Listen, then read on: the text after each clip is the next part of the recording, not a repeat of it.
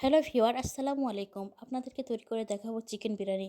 আমি প্রথমে আপনাদেরকে দেখাচ্ছি ২টি মুরগির সাথে ২ চামচ লবণ, ২ চামচ ধনিয়া গুঁড়া, ২ চামচ জিরা গুঁড়া, ২ চামচ মরিচের গুঁড়া এবং ২ চামচ বিরিয়ানি মসলা, ২ চামচ আদা রসুন বাটা দিয়ে আমি গরম মসলা দিব।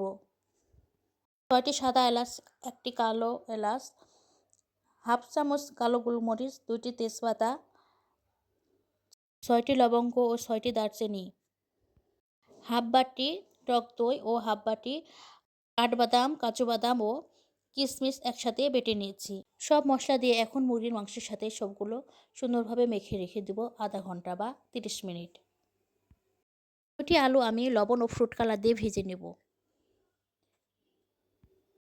১ কাপ পেঁয়াজ আমি হালকা বাদামি রং করে ভেজে মাখানো মুরগির মাংস দিয়ে কষিয়ে নেব।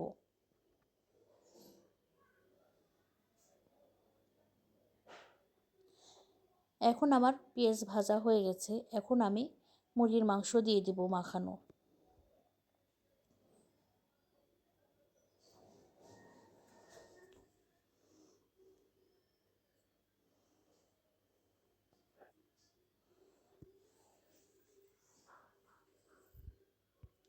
দু চামচ টমেটো সস দিয়ে আমি মুরগির মাংস ভালো করে কষিয়ে নিব।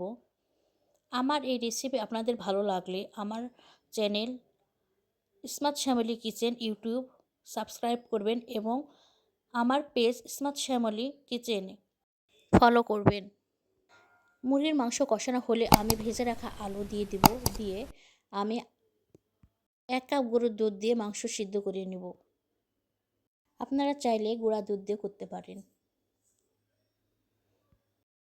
আমি যেভাবে রান্না করছি এভাবে রান্না করলে মুরগির মাংস একটু ভাঙবে না এবং নষ্ট হবে না, সুন্দর হবে।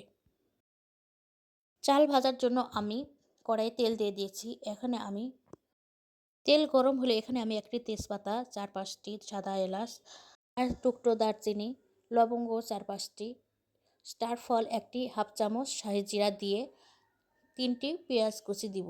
দিয়ে এগুলো হালকা বাদামি কালার করে ভেজে নেব।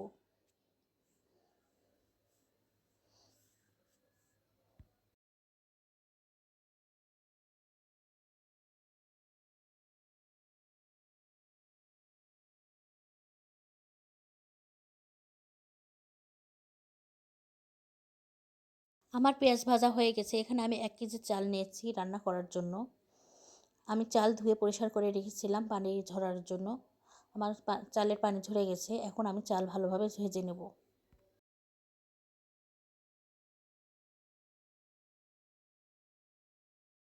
চাল আমি ঝরঝরে করে ভাজে নেব। চাল ভাজা খুব ভালো হলে পোলাও সুন্দর হয়, ভালো ঝরঝরে হয়। চাল আমি হালকা তাপে ভেজে নেব। আমার চাল ভাজা কত সুন্দর ঝরঝরে হয়েছে দেখুন। আমার চাল ভাজা হয়ে গেছে। এখন আমি ফুটন্ত গরম পানি দিব। চাল আমি ১ কেজি নিয়েছি। এখানে আমি পানি ২ লিটার দিব। দিয়ে আমি ঝরঝরে পোলাও তৈরি করব।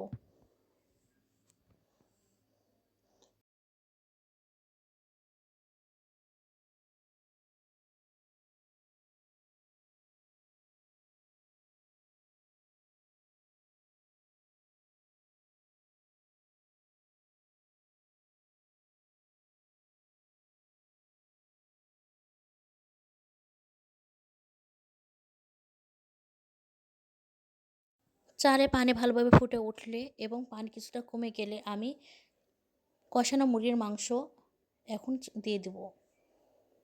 আস্তে আস্তে সব মুরগির মাংস দিয়ে দেব। একবারে দিলে পুড়ে যেতে পারে।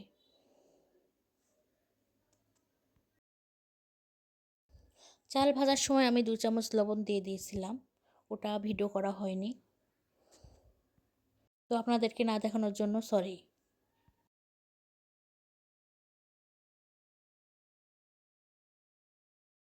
আমি এখন আস্তে আস্তে সব মুরগির মাংস দিয়ে দেব।